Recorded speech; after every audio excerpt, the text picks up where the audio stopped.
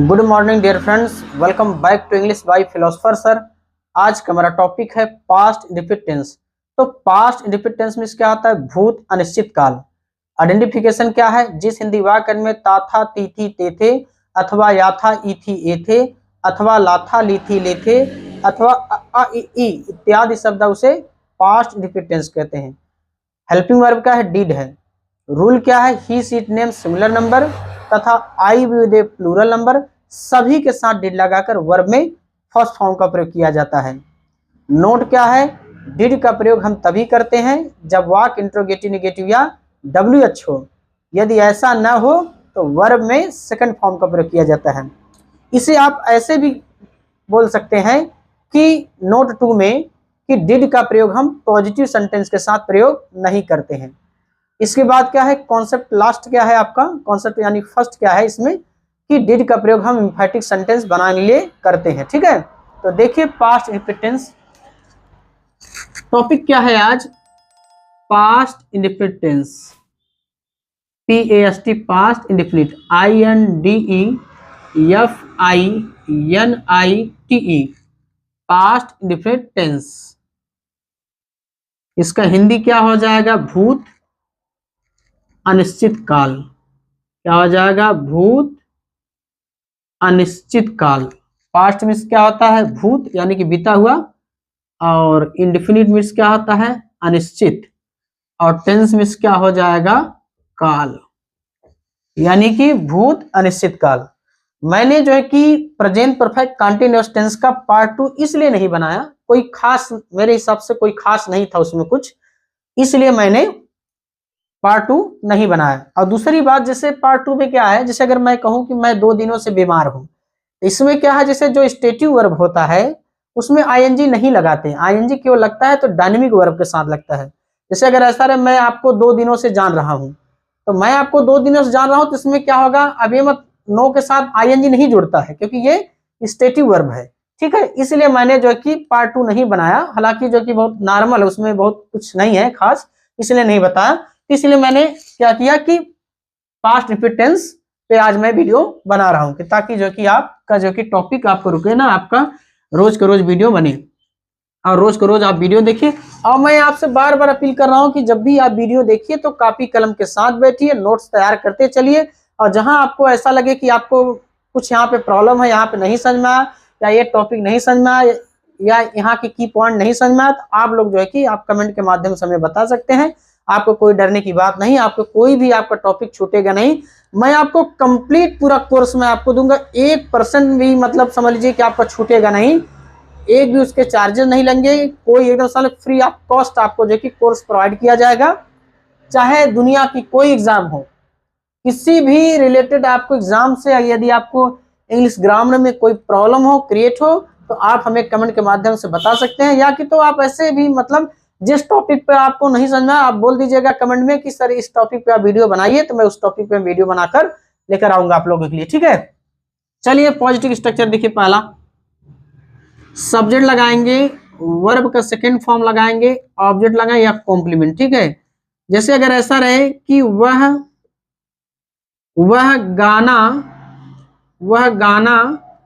गाता था, वह गाना गाता था, तो सबसे पहले क्या लिखेंगे? सब्जेक्ट, यानी कि सब्जेक्ट क्या है आपको पहचानना है। तो सब्जेक्ट पहचानने नहीं आता तो, क्योंकि वह गाना गाता था। कुछ विद्यार्थी क्या होते हैं जो कमजोर होते हैं, जो पढ़ने लिखने में इंग्लिश में बहुत वीक है, तो समझ नहीं पाते कि सर सब्जेक्ट क्या है इसमें, वर्ब क्या है इसमें, ऑब्जेक्ट क्या है, कॉम्प्लीमेंट क्या है। ठीक है, तो आप कौन से सवाल करिए, यानी हु से क्वेश्चन करिए। वह गाना गाता था, कौन गाना गाता था? वह गाना गाता था। यहाँ पे वह का अंग्रेजी क्या लिखेंगे? ही। अब हमारा सब्जेक्ट हो गया।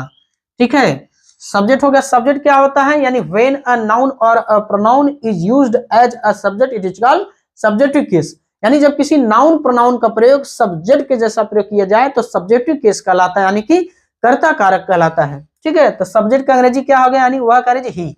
अब इसके बाद वर्ब को तलाशना है, तो वर्ब क्या है? गाना। याद रखिएगा कि पहले वाले का अंग्रेजी पहले नंबर लिखना है। ठीक है, इसके बाद लास्ट वाले का अंग्रेजी दूसरे नंबर लिखना है। जैसे दूसरा मिल जाएगा उसके बाद एक एक का अंग्रेजी आप लिखते हुए ठीक है, बारी बारी से लिखते हुए चले आइए, आपको सेंटेंसेस गलत नहीं होंगे। तो गाना का सिंग होता है तो सेकंड फॉर्म क्या हो जाएगा, sang, क्या हो जाएगा sang। और ये गाना क्या होगा, अ सॉन्ग, क्या हो जाएगा, अ सॉन्ग, यानी कि ही sang अ सॉन्ग हो गया। नेगेटिव देखिए, मैं आपको क्या बताया कि केवल जब जो है कि डिड का प्रयोग हम तभी करते हैं जब वाक्य क्या हो, इंट्रोगेटिव हो, यानी इंट्रोगेटिव नेगेटिव हो, WH हो या WH नेगेटिव, इन्हीं के साथ लगता है। ठीक है, अब देखिए नेगेटिव, देखिए नेगेटिव क्या है, सब्जेक्ट लगाएंगे, इसके बाद डिड लगाएंगे, इसके बाद क्या लगाएंगे, नॉट लगाएंगे, इसके बाद क्या लगाएंगे, वर्ब का फर्स्ट फॉर्म लगाएंगे, प्लस क्या लगाएंगे, ऑब्जेक्ट लगाएंगे या कॉम्प्लीमेंट लगाएंगे, राइट। यानी कि सब्जेक्ट लगाएंगे, डिड लगाएंगे, नॉट प्लस वर्ब का फर्स्ट फॉर्म प्लस ऑब्जेक्ट या कॉम्प्लीमेंट। ठीक है, इसे बेस फॉर्म भी बोलते हैं। ठीक है, देखिए दूसरा क्या है, अगर ऐसा रहे कि आप अंग्रेजी नहीं बोलते थे, आप अंग्रेजी नहीं बोलते थे, आप अंग्रेजी नहीं बोलते थे। ठीक है, अब देखिए यहाँ पे आप अंग्रेजी क्या हो जाएगा, यहाँ पे यू। अब इसके बाद स्ट्रक्चर में क्या है, देखिए सबसे पहले क्या जाएंगे, सब्जेक्ट, सब्जेक्ट का अंग्रेजी क्या है, यू हो गया। अब इसके बाद देखिए क्या है, डिड, हेल्पिंग वर्ब क्या है, डिड।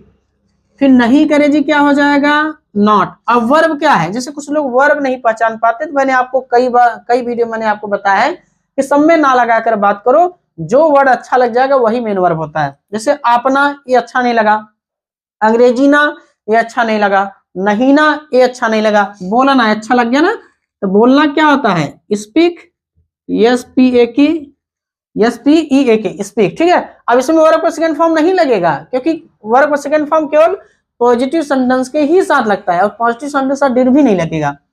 तो यू डिड नॉट स्पीक, और अंग्रेजी क्या हो जाएगा, इंग्लिश, यानी कि you did not speak English. ठीक है, तीसरा देखिए आप इंट्रोगेटिव, सबसे पहले क्या लगाएंगे, आप डिड लगाएंगे प्लस सब्जेक्ट लगाएंगे, इसके बाद वर्ब का फर्स्ट फॉर्म लगाएंगे, ऑब्जेक्ट या कॉम्प्लीमेंट। अगर ऐसा रहे कि क्या प्रिया खाना बनाती थी, क्या प्रिया खाना बनाती थी, क्या प्रिया खाना बनाती थी। अब इसके बाद क्या करें, अभी सर 5 मिनट मिलते हैं सर, बस 5 मिनट का टाइम लीजिए आप। ठीक है, सबसे यहाँ क्या प्रिया खाना बनाती थी, सबसे पहले क्या लगाएंगे आप, डिड लगाएंगे, इसके बाद क्या लगाएंगे, प्रिया का सब्जेक्ट, यानी कि सब्जेक्ट हो गया।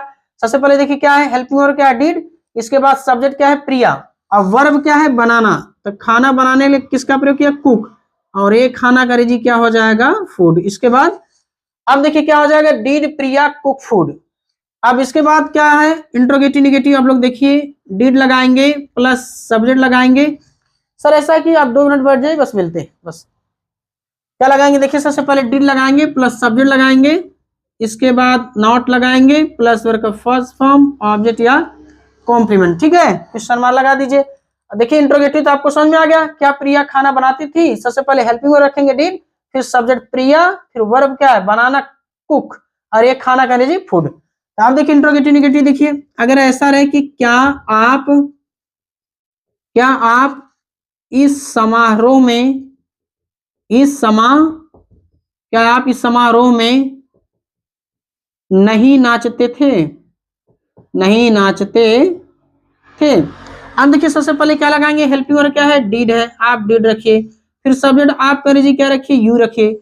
अब इसके बाद देखिए नहीं करेजी, नॉट रखिए। अब वर्ब क्या है, जैसे अगर सेंटेंस जैसे बड़ा आ जाता है तो विद्यार्थी लोग क्या होते हैं, स्टूडेंट्स क्या होते हैं, घबराने लगते हैं कि इतना बड़ा कौन सा लिखेंगे। तो मैंने आपको क्या बताया था कि पहले वाला अंग्रेजी पहले नंबर लिखिए, और लास्ट वाला अंग्रेजी दूसरे नंबर पर लिखिए, और पीछे से एक एक का अंग्रेजी लिखते हुए चले आइए। जैसे देखिए मान लीजिए स्ट्रक्चर क्या है, डिड है, आप सब्जेक्ट का आप कर लीजिए, इसको मान लो पहले नंबर मान लीजिए, या चाहे आप ऐसे कर लीजिए, नंबरिंग कर लीजिए, इसका पहले नंबर पे, इसका दूसरे नंबर पे, नॉट का तीसरे नंबर पे, वर्ब का चौथे नंबर पे, ऑब्जेक्ट का 5वें नंबर पे। अगर ऑब्जेक्ट कॉम्प्लीमेंट दोनों में से कोई एक आएगा, अभी मैं आपको ऑब्जेक्ट और कॉम्प्लीमेंट डिफरेंट मैं आपको बता रहा हूँ, हालांकि मैंने पिछले वीडियो मैंने आपको बताया भी होगा।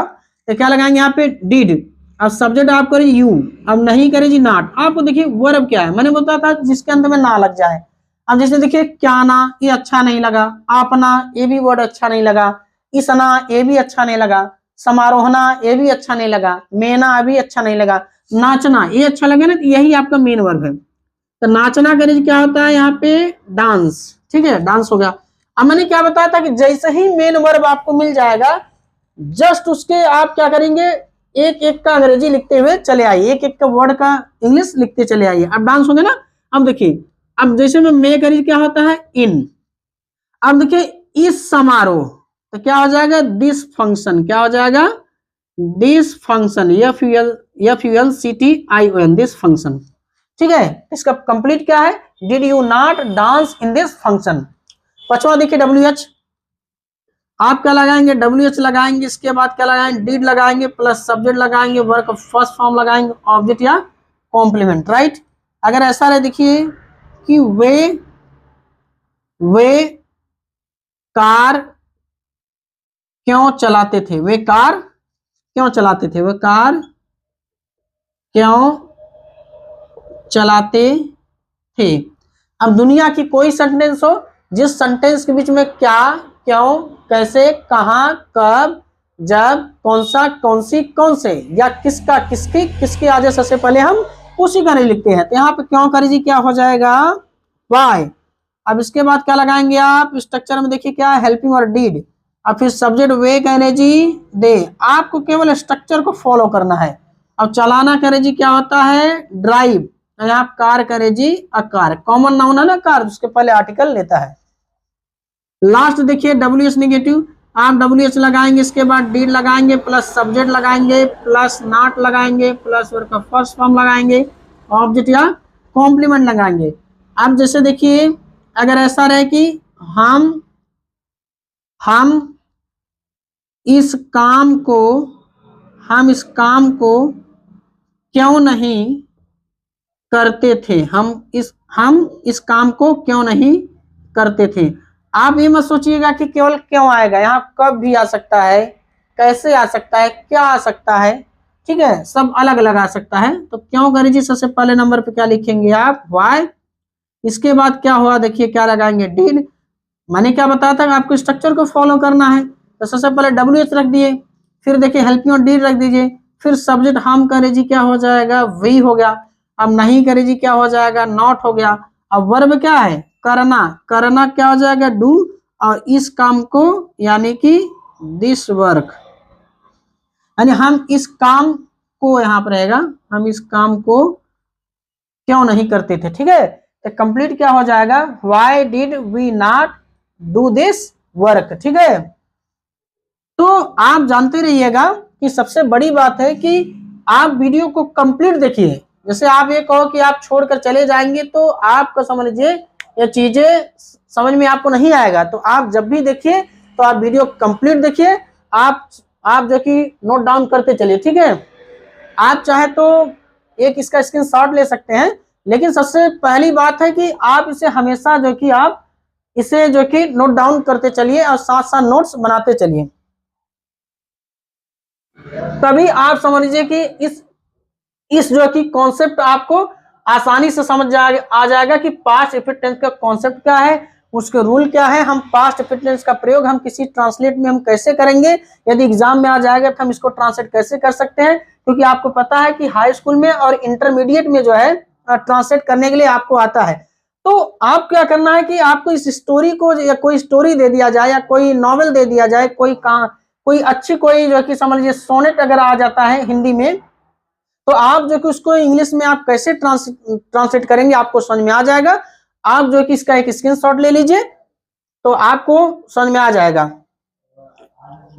तो सबसे बड़ी बात है कि स्क्रीनशॉट ले लीजिए। जैसे कुछ लोग क्या होते हैं कि जब वीडियो देखते हैं तो विदाउट कॉपी कलम के साथ लेकर नहीं बैठते हैं, तो आप स्क्रीनशॉट ले देते हैं। तो उसके लिए आपको जैसे कभी भी आपको कंफ्यूजन होगी तो आप जो कि अपने फोन में गैलरी ओपन करके आप देख सकते हैं। तो मुझे उम्मीद है कि ये टॉपिक आपको कंप्लीटली समझ में आ गया होगा। यदि मेरा आपको वीडियो अच्छा लगा तो वीडियो को लाइक कीजिए, शेयर कीजिए, चैनल को सब्सक्राइब कीजिए और बेल आइकन को प्रेस कीजिए ताकि मेरे वीडियो का नोटिफिकेशन आप तक पहुंच सके। मैं आप लोगों से मिलूंगा नेक्स्ट वीडियो में।